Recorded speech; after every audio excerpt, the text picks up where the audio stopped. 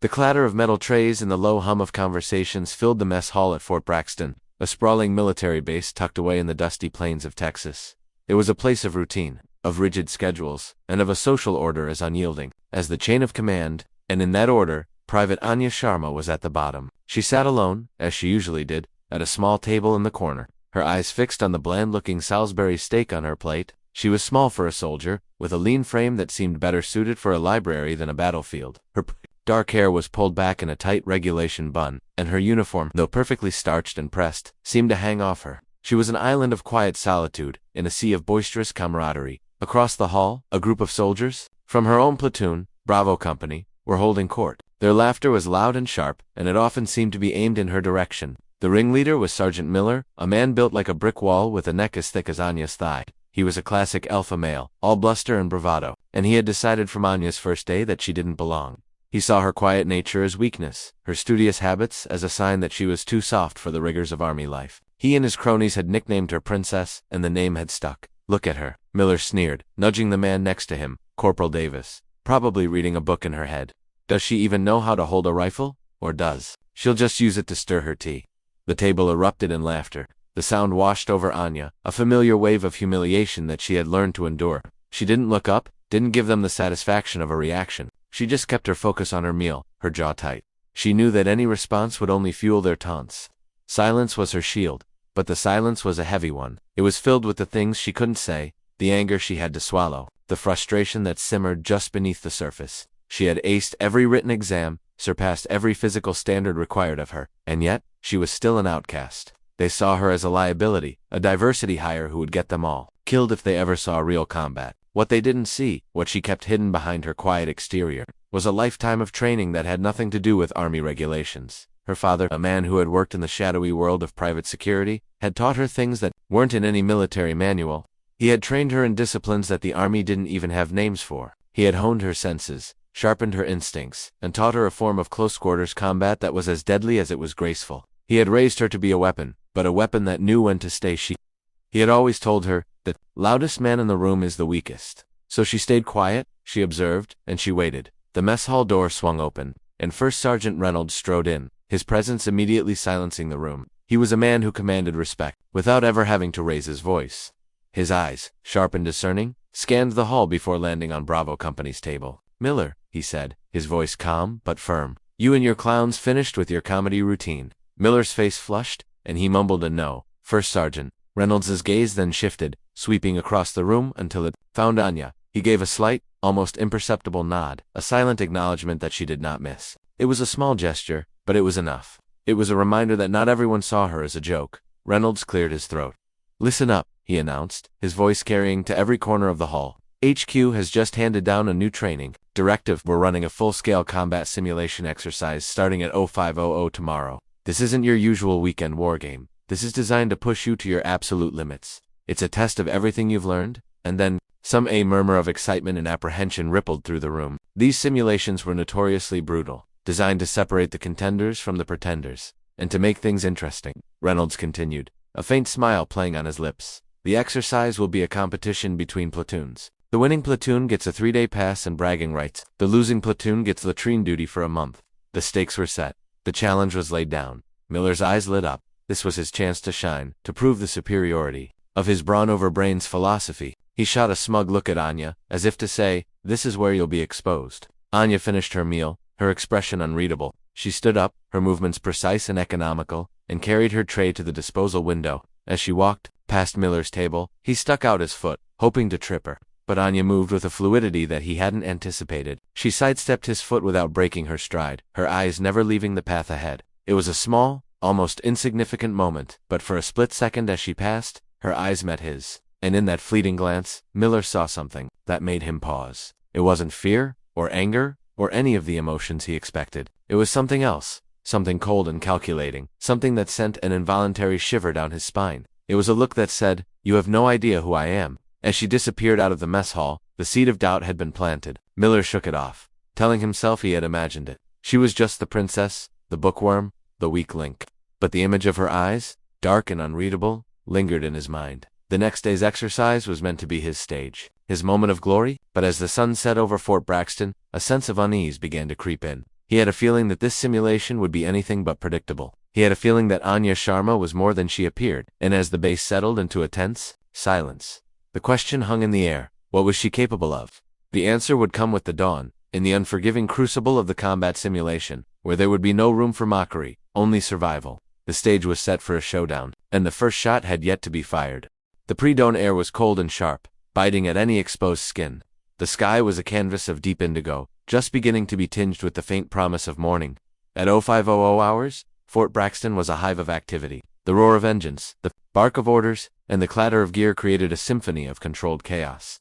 Bravo Company was assembled on the training grounds, a vast expanse of rugged terrain designed to mimic the most hostile environments on Earth. The combat simulation, codenamed Operation Viper's Nest, was about to begin. The objective was simple: navigate through 20 square miles of dense forest and rocky hills, retrieve a high-value target from a fortified enemy encampment, and transport it back to the extraction point. The enemy was a team of seasoned instructors, experts in guerrilla warfare, who would be using every trick in the book to stop them. It was a test of skill, endurance, and teamwork. For Sergeant Miller, it was a chance to assert his dominance. For Anya Sharma, it was something else entirely.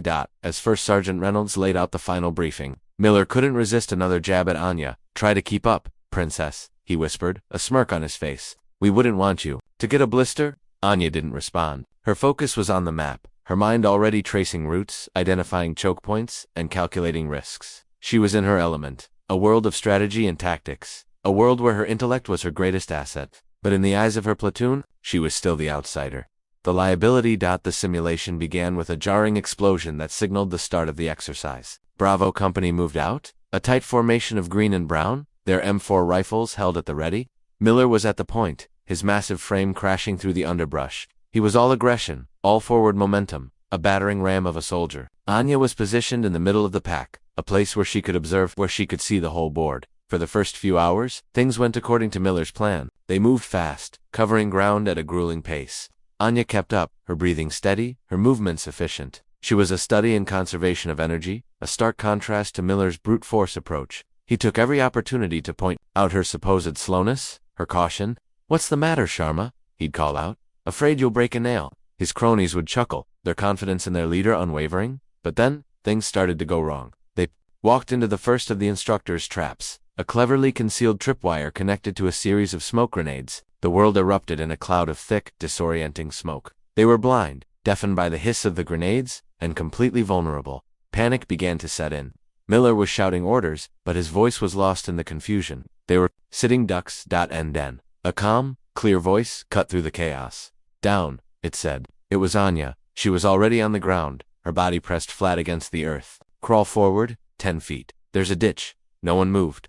They were frozen, unsure of who to listen to. "Now," she commanded, her voice laced with an authority they had never heard before. It was the voice of someone who had been in the dark before, someone who knew how to navigate it. Hesitantly, one by one, they followed her lead. They crawled through the dirt, the smoke burning their lungs, until they tumbled into the shallow ditch she had identified. It wasn't much, but it was cover. From the edge of the smoke, they heard the telltale sound of paintball guns firing, the signature of the enemy instructors. If they had remained standing, they would have been eliminated from the exercise. Anya had saved them. When the smoke cleared, they looked at her with a new, grudging respect. Miller, however, was furious. His authority had been challenged, his leadership questioned. "Lucky guess," he spat, his face red with anger. "You probably saw the ditch on the map." Anya didn't argue. She just got to her feet, brushed the dirt from her uniform, and checked her rifle. The incident had shaken the platoon, but it had also planted a seed of doubt about their perception of her. As they pushed deeper into the forest, the terrain became more treacherous. They were now in a narrow canyon, the rock walls rising steeply on either side. It was a natural choke point, a perfect place for an ambush. The air was thick with tension. Every shadow seemed to hold a threat. Every gust of wind sounded like a footstep. Miller was on edge, his earlier bravado replaced by a nervous energy. He was out of his element, a brawler in a chess match. Anya, on the other hand, seemed to come alive. Her senses were heightened, her movements more fluid. She was scanning the canyon walls, her eyes missing nothing. She noticed a small, almost invisible trail leading up the side of the canyon, a path that wasn't on any of their maps. It was a goat trail, a path that only a skilled tracker would recognize. She knew it was a risk, but she also knew that the main path through the canyon was a death trap. She approached Miller, her voice low and urgent. "Sergeant, there's a better way. Up there." She pointed to the trail. Miller scoffed. "You want us to climb that? We're soldiers, not mountain goats." "We stick to the plan," Anya persisted. The plan is flawed. They're waiting for us down here. I can feel it. Miller's patience snapped. I'm in command here, Sharma. You follow my orders. Is that clear? Anya looked at him, her dark eyes holding his gaze. She saw the fear behind his anger, the insecurity behind his bluster. She knew that arguing with him was pointless, but she also knew that following his order would be a fatal mistake. She had a choice to make: follow the chain of command and walk into a certain ambush, or defy her superior and take a risk that could save them all. Without another word, she turned and started for the hidden trail. Sharma, I'm giving you a direct order, Miller yelled, his voice echoing through the canyon. You get back here right now. Anya didn't stop. She began to climb, her hands and feet finding holds in the rock with a practiced ease. The rest of the platoon watched, stunned into silence. They had never seen such a blatant act of insubordination. Miller was apoplectic. She's on her own, he declared to the others. Let's go. We have a mission to complete. He turned and started down the main path, his anger driving him forward. But as he marched into the heart of the canyon, a sense of dread began to settle in his stomach. He had made his decision, and Anya had made hers. Now, they would both have to live with the consequences. High above them, Anya continued her ascent. She was moving with a speed and agility that was almost inhuman. She was a shadow against the rock, a silent predator moving towards a higher vantage point. She knew what was waiting for them in the canyon below. She had seen the signs, the subtle disturbances in the environment that her father had taught her to read. The instructors were there, and they were ready. As she reached the ledge that overlooked the canyon floor, she pulled out her binoculars. She scanned the area below, her eyes searching for any sign of the ambush team. And then she saw them. A team of 5 instructors, concealed in a series of well-camouflaged positions, their paintball guns aimed directly at the path where her platoon was now walking. They were walking into a kill zone. Anya's heart pounded in her chest. She was alone, cut off from her team, and they were about to be annihilated. She had a decision to make, and she had to make it fast. She could try to warn them, but that would give away her position. She could engage the instructors herself, but she was outnumbered 5 to 1. Or, she could do something that no one, not the instructors, not her platoon, and certainly not Sergeant Miller, would ever expect. She took a deep breath, her mind racing through a dozen different scenarios. She looked at the instructors, then at her unsuspecting platoon. The fate of the mission, and the lives of her teammates, rested on her next move. She slung a rifle over her shoulder, a look of fierce determination on her face. She was about to break every rule in the book, to unleash a side of herself that she had kept hidden for so long. The game was about to change, and she was about to become the most dangerous player on the board. What was she about to do? The canyon held its breath, waiting for the answer. The air in the canyon was still and heavy, pregnant with the anticipation of violence. Below, Bravo Company trudged forward, oblivious to the 5 pairs of eyes that tracked their every move. Sergeant Miller was at the front, his anger at insubordination overriding his tactical sense. He was determined to prove that his way was the right way, that her defiance was nothing more than the foolishness of a rookie. He was about to learn a very hard lesson. From her perch on the cliffside, Anya watched the scene unfold with a chilling clarity. She saw the instructors, their positions perfectly chosen, their discipline absolute. They were the hunters, and her platoon was the prey. She had no way to communicate with them, no way to warn them of the impending slaughter. She was alone, a solitary figure against a backdrop of unforgiving rock. But she was not helpless. Her mind, a finely tuned instrument of strategy, worked at a furious pace. She assessed the terrain, the enemy's positions, her own limited resources. A frontal assault was suicide. A warning cry was a death sentence. She needed a third option, a move so audacious, so unexpected, that it would shatter the instructors' carefully laid plans. And then, she saw it. A loose collection of rocks, a small, unstable scree slope, directly above the instructor's main position. It was a long shot, a gamble that relied on precision, timing, and a little bit of luck. It was perfect. Without a moment's hesitation, Anya began to move. She scrambled sideways along the ledge, her fingers and toes finding purchase in the smallest of cracks. She was moving towards the scree slope, her target in sight. Below, the instructors were getting ready to spring their trap. The lead instructor raised his hand, the signal to open fire. Time was running out. Anya reached the edge of the scree slope. It was a precarious position. A single misstep would send her tumbling down the cliff face. But her focus was absolute. She took a deep breath, braced herself against a solid outcrop of rock, and then, with all her strength, she pushed. The rocks teetered for a moment, and then they began to slide. A small cascade at first, then a larger one, and then the entire slope gave way. A river of rock and gravel thundered down the canyon wall. A miniature avalanche aimed directly at the heart of the ambush. The instructors heard the roar and looked up, their eyes wide with disbelief. They had no time to react. The rock slide slammed into their position, a chaotic torrent of stone and dust. They were scattered, their carefully prepared ambush shattered in an instant. They weren't injured. The pain-filled training rounds ensured that, but they were disoriented, their positions compromised. their element of surprise gone.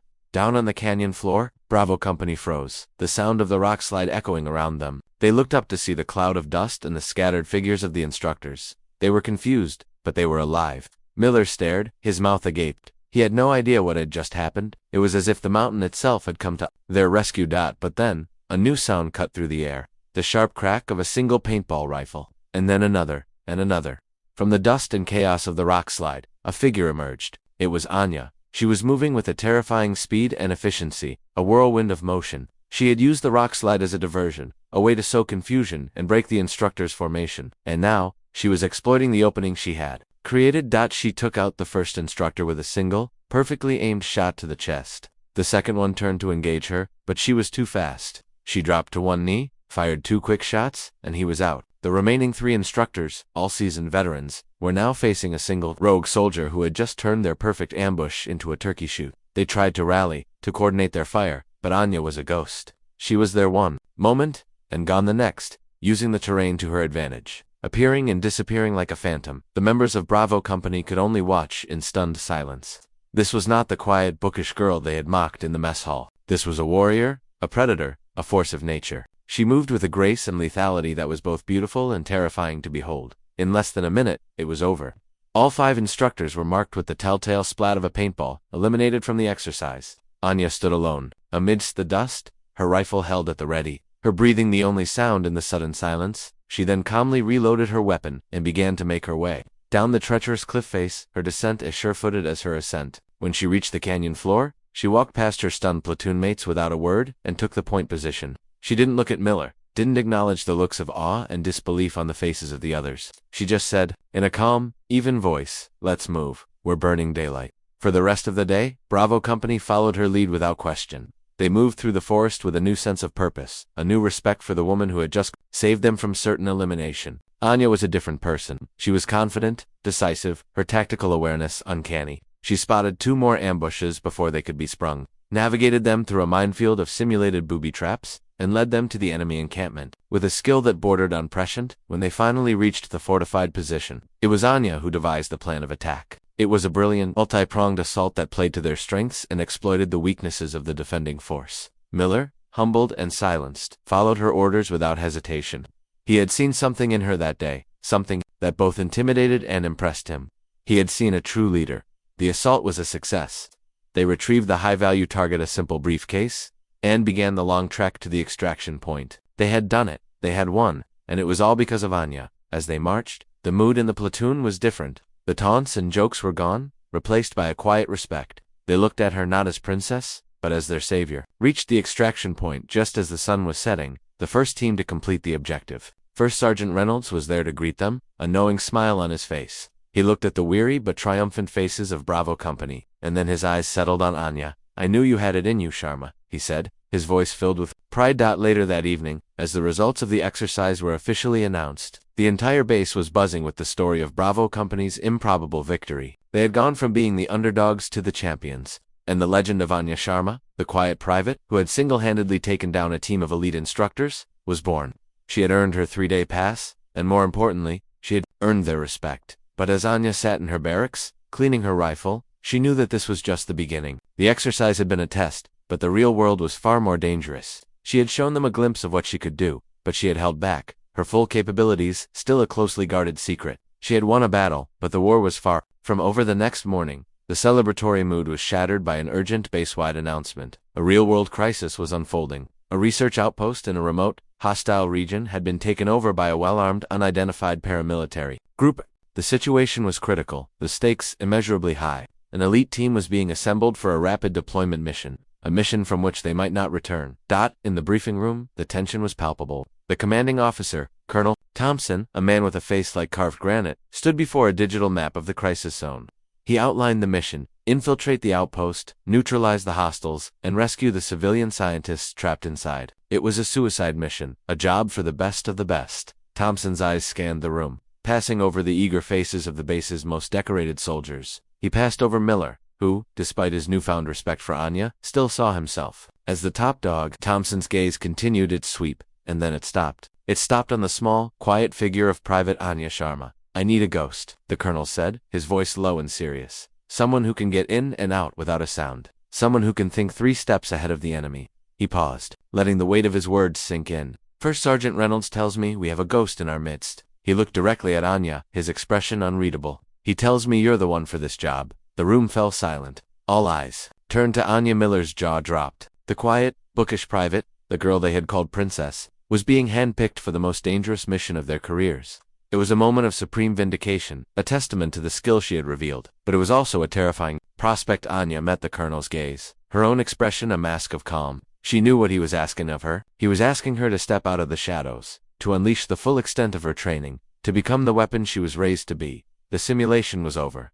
This was real, and the enemy would not be firing paintballs. She took a breath, the weight of the decision settling on her shoulders. The lives of the scientists, the success of the mission, it all rested on her. Could she do it? Could she live up to the legend that was beginning to form around her? Or would the harsh reality of combat expose her as the fraud Miller had always believed her to be? The colonel waited for her answer, the fate of the mission hanging in the balance. The silence stretched on, thick with unspoken questions. What would she say? And what horrors awaited them at the besieged outpost? The next chapter of her story was about to be written in blood. The C-130 Hercules transport plane bucked and shuddered as it cut through the turbulent night sky. Inside, the elite team sat in silence, the red glow of the cabin lights casting long, dancing shadows on their grim faces. The team was a hand-picked collection of the best soldiers Fort Braxton had to offer, 2 seasoned Delta Force operators, a communications specialist, a combat medic, and Sergeant Miller. And then there was a NYA. Her inclusion in the team had sent shockwaves through the base. Miller, to his credit, had accepted the colonel's decision with a stoic nod. The events of the training exercise had shattered his arrogance, replacing it with a grudging respect for Anya's abilities. He still didn't fully understand her, but he knew that she was a force to be reckoned with.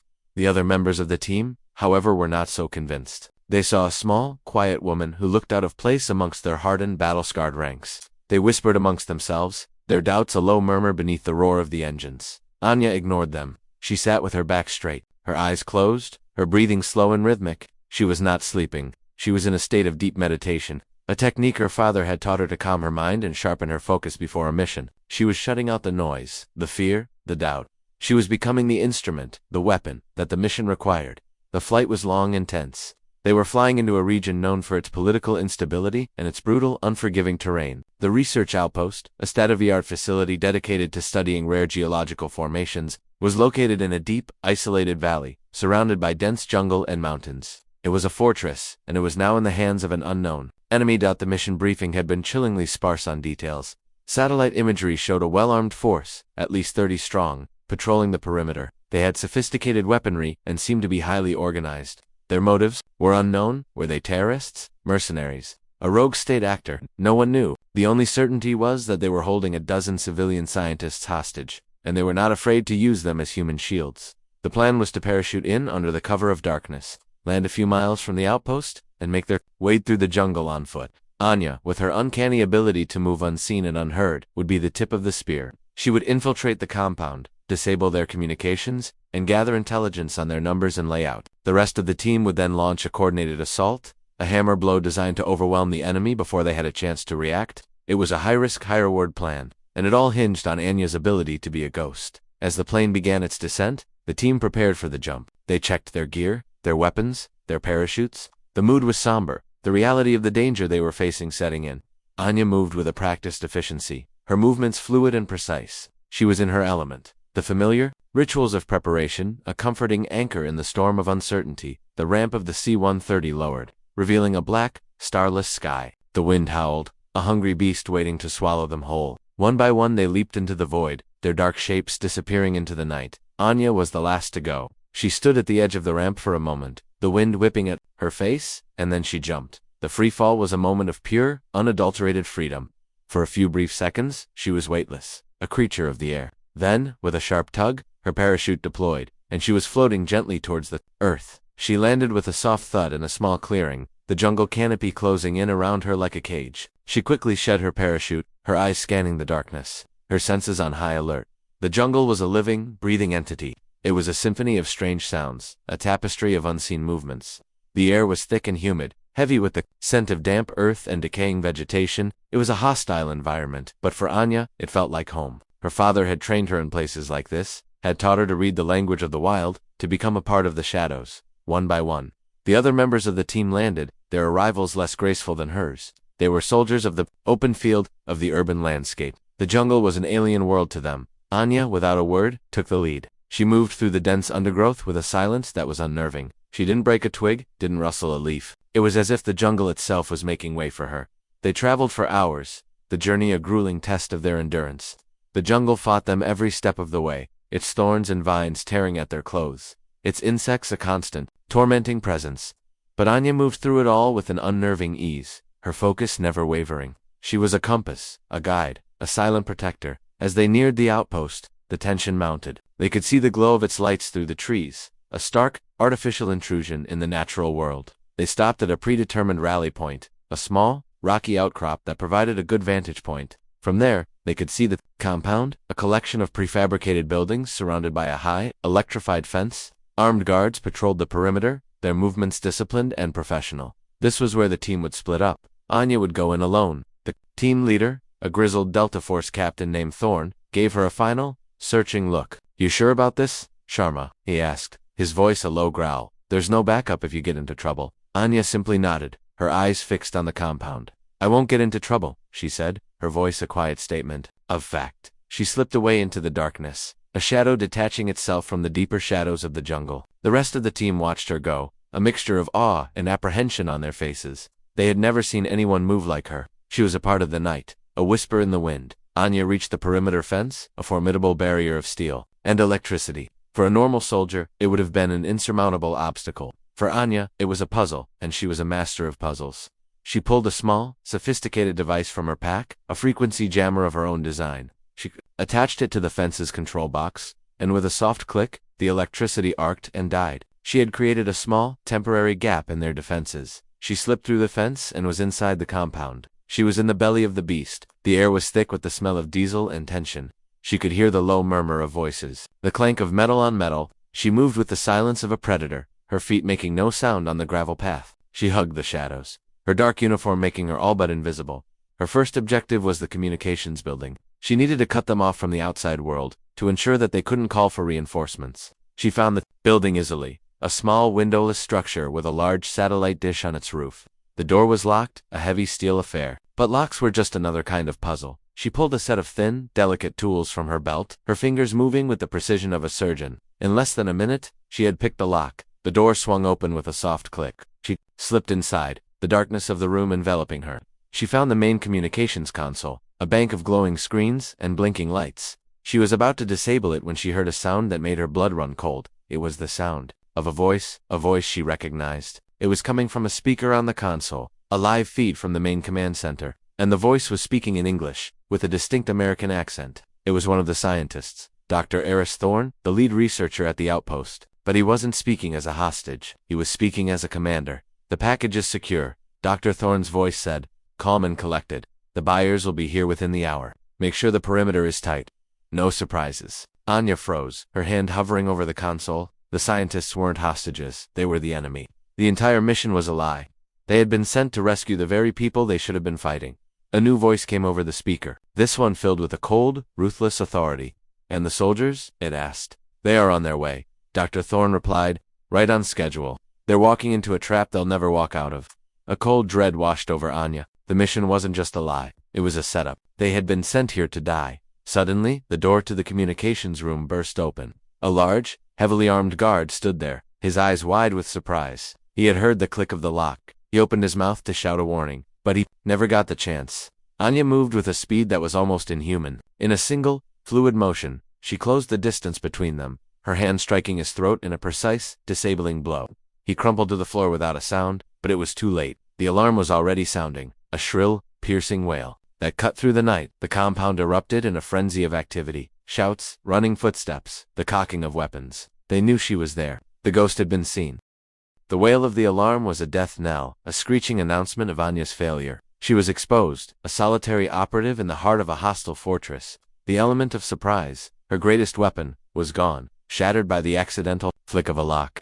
Outside, the compound was a whirlwind of motion. A hornet's nest stirred into a furious rage. Men with assault rifles were swarming towards the communications building, their boots crunching on the gravel, their voices sharp barks in the night. Inside Anya's mind was a maelstrom of adrenaline and calculation. The truth of the mission had hit her with the force of a physical blow. The scientists were not victims, they were villains. The rescue was a ruse, a cleverly designed trap to eliminate her and her team. They had been sent here to be erased, to be silenced before they could uncover a conspiracy that reached to the highest levels of power. The thought was chilling, but she had no time for fear. Fear was a luxury she could not afford. She was trapped, but she was not cornered. Her father had taught her that a cornered animal is the most dangerous. He had taught her that when all other options are gone, you create your own. And Anya was about to create a storm of chaos that would tear through the heart of their operation. She glanced at the unconscious guard on the floor, then at the communications console. The alarm was blaring, but the live feed from the command center was still active. She could hear the voice of Dr. Thorne, the traitorous scientist,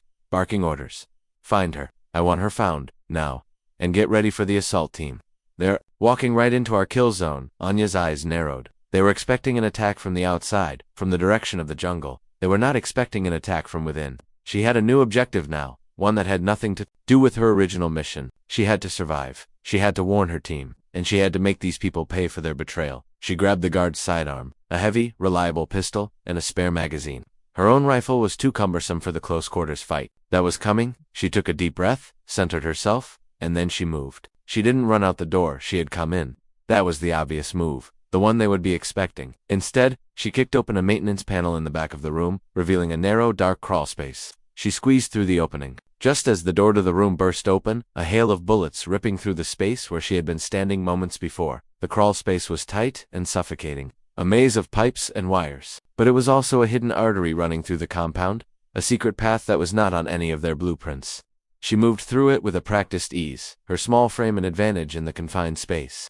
She could hear the shouts of the guards above her, their footsteps echoing through the metal walls. They were searching for her, but they were searching in all the wrong places. She followed the crawlspace until she was directly beneath the main command center. She could hear their voices clearly now, the confident tones of men who believed they were in control. She found a ventilation grate and peered through it. She could see the entire room, Dr. Thorne and his team of rogue scientists, surrounded by a coterie of heavily armed mercenaries. They were gathered around a large tactical map, their attention focused on the perimeter. On the expected arrival of Anya's team, Anya knew she had to act, and she had to act now. Her team was walking into a death trap, and she was the only one who could stop it. She looked around the crawlspace, her eyes searching for anything she could use, and then she saw it. A large high-pressure water pipe running directly above the command center's main electrical junction box. An idea, reckless and dangerous, began to form in her mind. She pulled a small explosive charge from her belt, a device designed for demolition, not for subtle sabotage. She attached it to the pipe, her fingers working quickly. She then took out a small remote detonator. It was a one-shot weapon, a move of desperation. But desperation was all she had left. She took one last look through the grate. She saw that smug, self-satisfied look on Dr. Thorne's face. She saw the mercenaries, their weapons held at the ready, their eyes fixed on the doors. They were ready for a fight, but they were not ready for her. She pressed the button. The explosion was not large, but it was devastatingly effective. The pipe ruptured, and a high-pressure torrent of water slammed into the electrical junction box. The room was plunged into darkness, the emergency lights flickering and dying as the system short-circuited. Sparks flew, and the air was filled with the smell of ozone and burning plastic.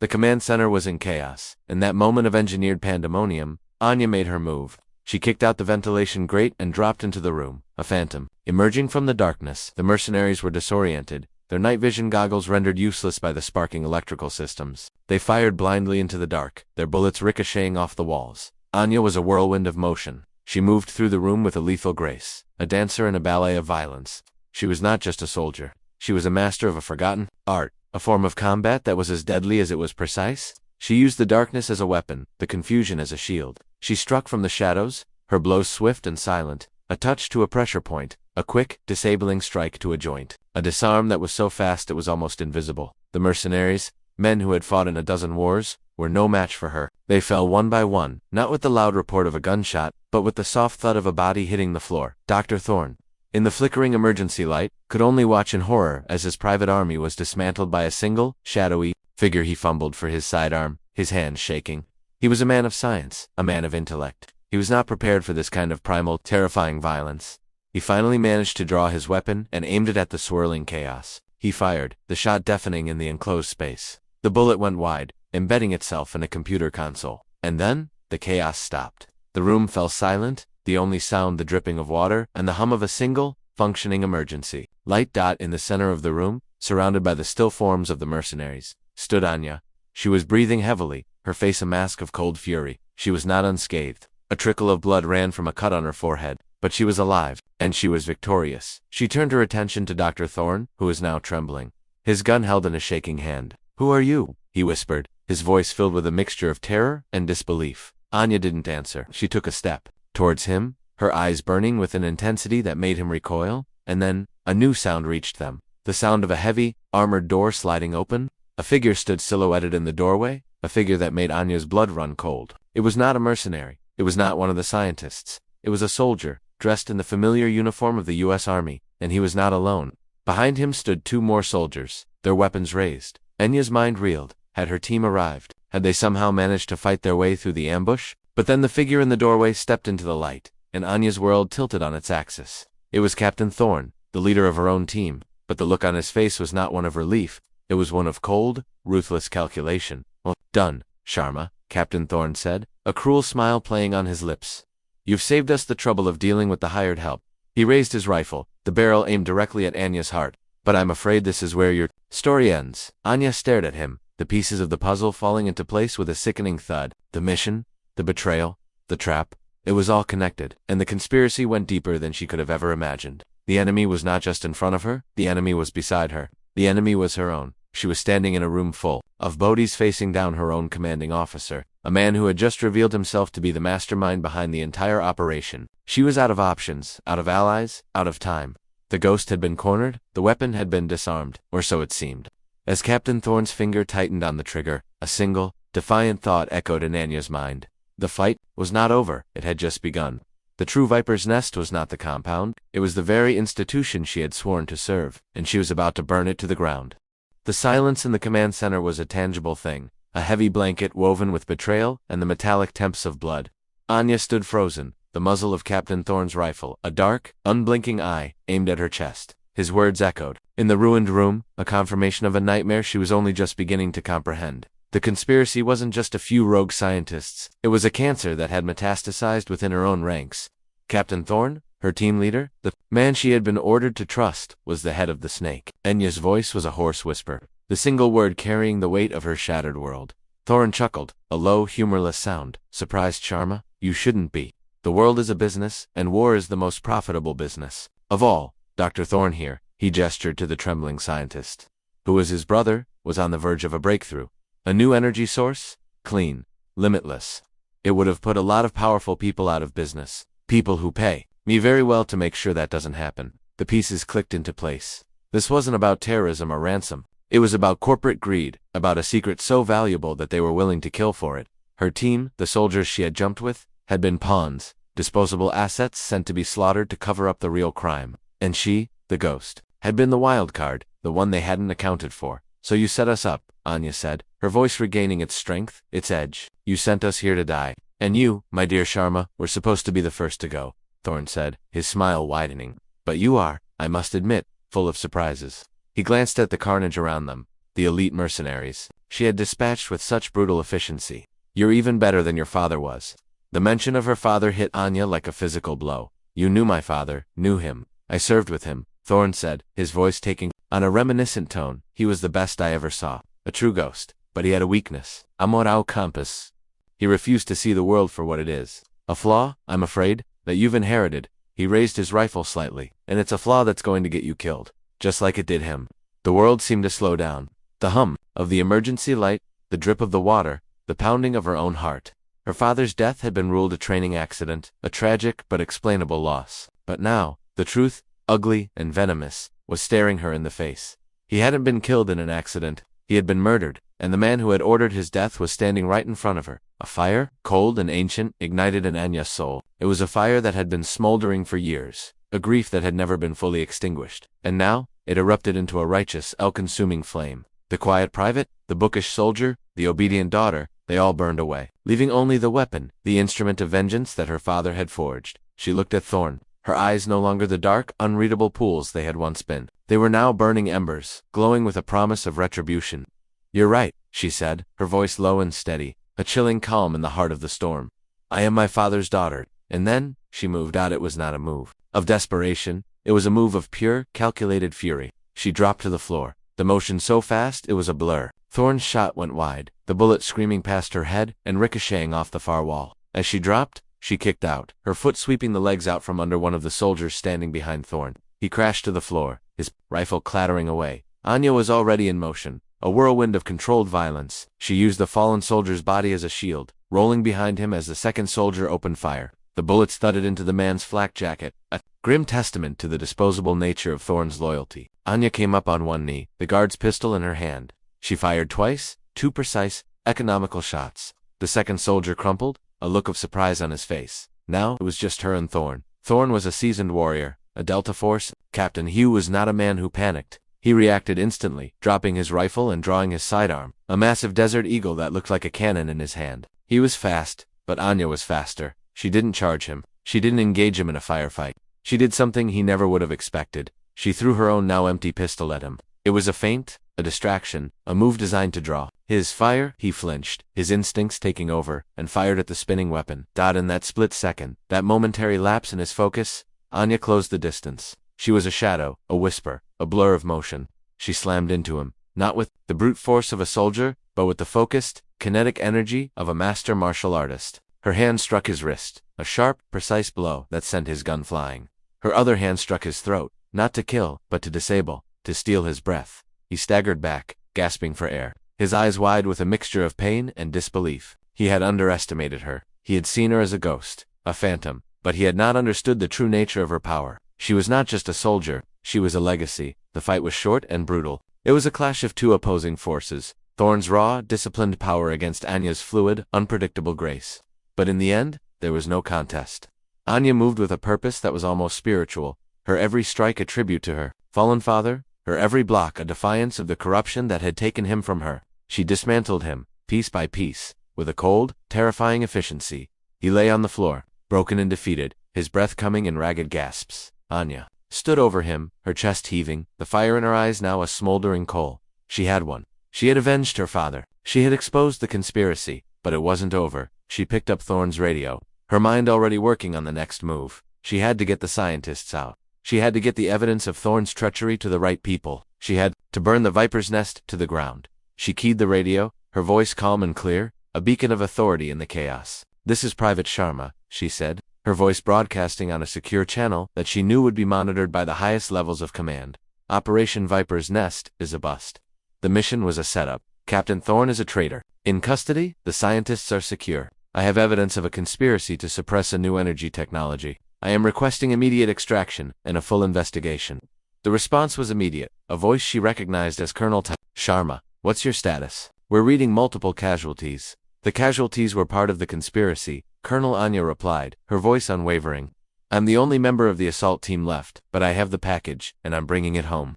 The extraction was a whirlwind of activity. A fleet of helicopters descended on the compound, their searchlights cutting through the night. A team of special forces, loyal to the colonel, secured the area, taking Thorn and his brother into custody. The civilian scientists, shaken but safe, were airlifted to safety. Anya stood amidst the flashing lights and the shouting men, a solitary figure in the eye of the storm. She had walked into the mess hall at Fort Braxton as a pariah, a joke, a princess. She was walking out of this jungle as a hero, a legend, a ghost who had faced down the demons of her past and won. Back at Fort Braxton, the story of Operation Viper's Nest became the stuff of legend. The tale of the quiet private who had taken down a team of mercenaries, exposed a deep-seated conspiracy, and avenged her father's death was told in hushed, reverent tones. The mockery was gone, replaced by a profound and unwavering respect. Sergeant Miller, now a changed man, was the first to salute her, his eyes filled with an admiration that was genuine and deep. Anya Sharma was no longer an outcast. She was a symbol of courage, of integrity, of the unyielding power of a single soldier who refused to back down. She had been tested in the crucible of combat, and she had emerged not just as the unit's most feared fighter, but as its very soul. War was over, but her legacy was just beginning. And in the quiet corners of the mess hall, where she still sometimes sat alone, no one dared to call her princess ever again. They called her a hero. And for the first time in a long time, Anya Sharma allowed herself to believe that they were right.